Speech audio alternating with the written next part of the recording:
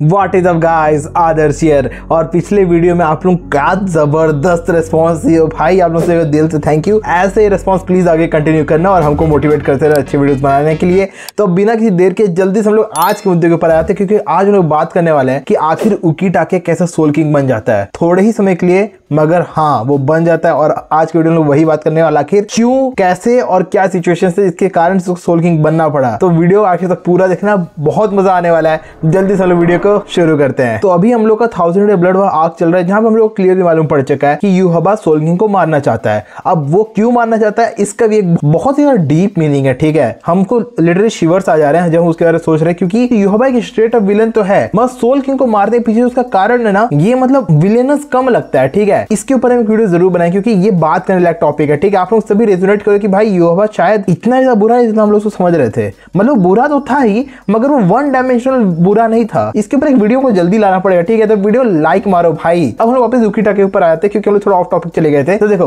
क्या होता है ना कि 1000 ब्लड वॉर आर्क में इचिगो सोल किंग को मार देता है। हाँ, सोल किंग को यूहबा नहीं, इचिगो अपने हाथों से मारता है, और वो भी यूहबा के कारण ही होता है। मगर ये सब चीज एक अलग वीडियो पे बात करेंगे तो ज्यादा अच्छा रहेगा। तो उस समय क्या होता है ना कि जैसे ही सोल किंग मरता है, हम लोग को पता है कि सोल किंग तीनों वर्ल्ड्स को पूरी तरह बैलेंस में रखा हुआ है, मगर जैसे सोल किंग मरा बैलेंस गया खत्म। ठीक है, बैलेंस खत्म पूरा। तो हम लोग देख पाते हैं कि सोल किंग, ह्यूको मुंडो, लिविंग वर्ल्ड, ये सभी कोलैप्स करे धीरे धीरे करके। यहीं पे हम लोग का उकीटाके एंट्री मारता है। अब पिछले पार्ट में आप लोग नोटिस किए होंगे, जब शुनसु उकीटाके मिल रहे होते हैं, उकीटाके काफी ज्यादा हाफ रहा होता है, उसका पसीना छूट रहा होता है, उसके पीछे एक शैडोई फिगर खड़ा है जिसके पास एक आंख रहता है। वो आंख कोई और नहीं, वो है मिमी हागी। अब आप लोग बोलेंगे मिमी हागी कौन है भाई? तो मिमी हागी हागे मारो का भाई नहीं है, मिमी हागी सोल किंग का राइट हैंड है। जिस तरह हम लोग को पता है कि सोल किंग का लेफ्ट हैंड पनाइडा पांकाजाज है, जिसका फाइट हम लोग आगे आने वाले पार्ट्स में देखने वाले हैं। नेमू भाई आग लगा देने वाली उस फाइट में, और हम देखना था कि ये लोग कैसे उसका एनिमेट करने वाले हैं। तो मिमी हागी सोल किंग का राइट हैंड है, और मिमी हागी का पावर क्या है? स्टिलनेस। जहां लेफ्ट हैंड के पास कंपलसरी, जिसके कारण वो क्या करता है, हर एक चीज को इवॉल्व करने लगता है। राइट हैंड क्या है? राइट हैंड ऑफ स्टिलनेस है। वो क्या करता है? हर एक चीज को रोक देता है। भाई कुछ हवा से गिर रहा है, वहीं रुक जा, बस खत्म, बस तेरा रोल इतना ही है।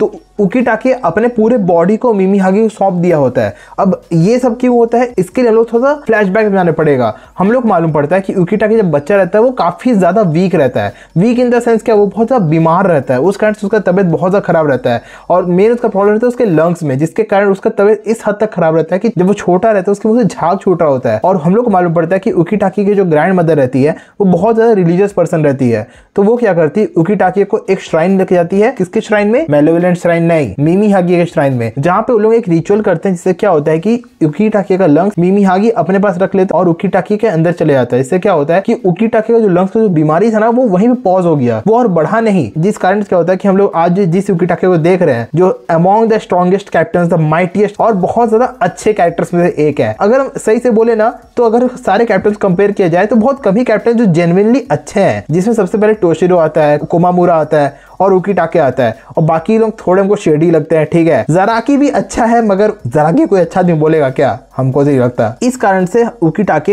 इतने दिन तक सर्वाइव कर पाता है, और इसी कारण हम लोग देख पाते हैं कि उकीटाके हमेशा बीमार रहता है, क्योंकि हम लोग को पता है कि उसका लंग्स जो है वो उतना डेवलप नहीं हुआ अच्छे से। वो भी अभी भी बीमारी, उसका बीमारी खत्म नहीं, उसका बीमारी को पॉज कर दिया वहीं पे। उकीटाके एक बैकअप प्लान ले लेता है कि इनकेस अगर सोल किंग सही मर जाता है तो वर्ल्ड्स को बैलेंस में रखना पड़ेगा। तो इसीलिए उकीटाके जो कामिकाके रिचुअल है ना, उकीटाके उस रिचुअल को परफॉर्म करता है, और वो अपने पूरे बॉडी को मिमी हागी को दे देता है। और मिमी हागी क्या करता है कि वो सीधे उकीटाके का बॉडी से निकल के, ठीक है, उसके लिटरली आंख और मुंह से, उसके बॉडी जितने ओरिफिस होते हैं उनमें से निकल के वो सीधे रॉयल पैलेस को क्लाइम करने लगता है, और जहां पे जो सोल किंग का दो हिस्सा हो गया था उनको जाके पकड़ लेता है। और इससे क्या होता है कि टेम्पोरेरीली जो हम लोग के वर्ल्ड्स कोलैप्स हो रहे थे वो पॉज होता है वहीं पे।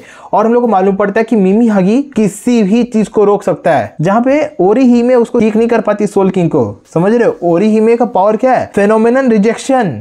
ये हुआ ही नहीं, जा खत्म। वो उसको नहीं ठीक कर पाती, मगर मिमी हागी आके उसको एक बार रोक देता है। यहाँ तक कि यूहबा को एक बार के लिए सोल किंग को अटैक करने से रोक भी देता है। वो अलग बात है, यूहबा के पास ऑलमाइटी है, and Yhwach is the son of Soul King. वो मिमी हागी के पावर्स को एब्जॉर्ब कर लेता है। इसके कारण क्या होता है ना कि उकीटाके बॉडी से पूरा मिमी हागी का जो एसेंस है वो टान के निकल जाता है, और उकीटाके को हम लोग बहुत ज्यादा पेन में देखते हैं और बहुत ज्यादा बुरे सिचुएशन में देखते हैं। मतलब कहाँ वो इतना हट्टा कट्टा दिखने वाला आदमी एक स्केलेटल फिगर बन जाता है, सिर्फ इतना से ही। ठीक है, हम लोग उकीटाके का आज तक फाइट होते हुए देखे भी नहीं, क्योंकि इसके कारण यही है उकीटाके कहीं से कमजोर नहीं है। मेन चीज क्या है, उसका बॉडी उसका साथ नहीं देता है। ठीक है, वो अगर बहुत ज्यादा खुद को एफर्ट में डाल दे तो उसको बहुत ज्यादा लंबे समय तक आउट ऑफ कमीशन रहना पड़ता है, क्योंकि उसका बॉडी उतना सह नहीं सकता है। मतलब ये आप लोग समझ रहे हो ना कि एक इंजन है जो कि भाई 1 से लेकर 500 की स्पीड पकड़ सकता है। ठीक है, मगर दिक्कत क्या है ना कि वो इतना ओवरहीट होता है कि अगर उसको लंबे समय तक उसको हम लोग ठंडा होने के लिए नहीं छोड़े तो वो इंजन जल के खत्म हो जाएगा। उकीटाके का हाल कुछ वैसा ही है। और आप लोगों को अगर अंदाजा लगा उकीटाके कितना पावरफुल है, तो भाई उकीटाके इतना ताकतवर था कि वो भाई तीनों वर्ल्ड्स को बैलेंस करके रखा था। It was among the highest levels of reiatsu, obviously Aizen Yhwach के नीचे। ठीक है,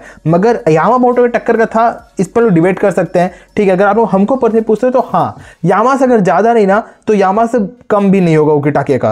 वो लोग कंपेरेटिवली बराबर होंगे, जहां पे यामामोटो का डिस्ट्रक्टिव बहुत ज्यादा होगा, उकीटाके का रॉ अमाउंट्स में उतना होगा, क्योंकि आपको बहुत ज्यादा अमाउंट ऑफ रेयात्सु चाहिए तीनों वर्ल्ड्स को बैलेंस करने के लिए। सोल किंग खाली ऑलमाइटी से नहीं बन सकता कोई भी, और यही था पूरा कहानी उकीटाके का सोल किंग बनने के पीछे। आखिर वो बना कैसे, आखिर उसके पास मिमी हागी आया कहां से, और आखिर उकीटाके के साथ क्या होता है। मगर उकीटाके फैंस जो लोग मेरे तरह हो, आप लोग सभी के लिए एक बहुत ज्यादा गुड न्यूज, क्योंकि हम लोग को कंफर्मेशन आ चुका है कि कोर 3 में उकीटाके के लिए एक्सक्लूसिव सीन्स होने वाले हैं। ठीक है, हमको देखना है कि भाई आखिर लोग क्या करने वाले उकीटाके के साथ, क्या हम लोग उसका बांकाई देख पाएंगे। सीरियसली देखें तो मजा आ जाएगा यार, क्योंकि हम लोग उसका शिकाई शायद एक ही बार देखें, वो भी जब कोयोटे स्टार्क से उसका फाइट हो रहा होता है। तो अगर हम लोग उकीटाके के एडिशनल सीन्स देख पाए और सिर्फ कुछ फाइट्स देख पाए जहां पर हम लोग उसको फुल फ्लेजेड फाइटिंग मोड में देख पाए कि भाई बाप रे भाई, क्योंकि उकीटाके और शुनसी बराबर कैलिबर के फाइटर्स हैं। यामामोटो के स्टूडेंट्स है दोनों। ठीक है, दोनों मिलकर यामामोटो से लड़ रहे होते हैं, और यामामोटो दोनों को बोलता है दे आर ट्रांसेंडेंट फाइटर्स। और शुनसी को तो हम लोग लिल बैरो के साथ फाइट करते हुए देखेंगे भी, जहां पे आप लोग सभी को